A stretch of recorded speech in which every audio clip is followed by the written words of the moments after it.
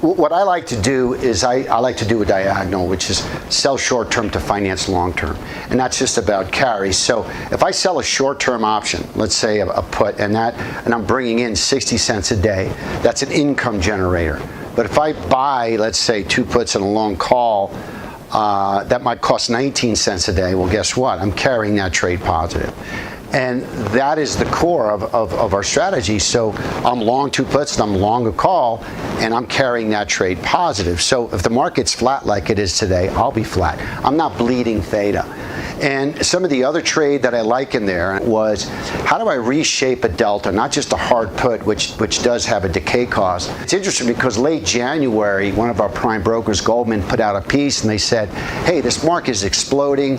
If you want to hedge risk, maybe think about getting rid of some of your spot, whether it's an ETF, and moving into a deep in the money call replacement. Why? Because if you look in the booklet, you're taking a lot of money, you're taking about, going from 800,000 to 129,000 in hard cost off the table.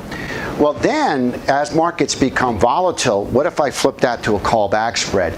Because the callback spread has no risk on the downside, and it has better upside convexity. It has more curvature on the upside. But where you have a problem with the callback spread is the carry cost on that per day starts to go up.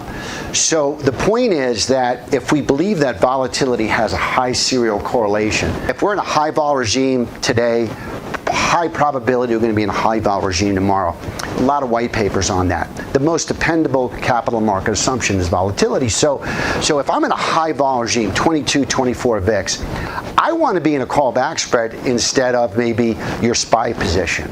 So it's not tough to call the trade desk and say, hey, let's dump my SPY and let's buy callback spreads on SPY. You're not giving up any upside opportunity, but you're eliminating downside risk. But it's going to cost you. But if vol starts to come in, like Dan says, then maybe move back into SPY. It's not market timing. All I'm doing is I'm trading the vol surface. Okay, so those are 2 of my favorite trades.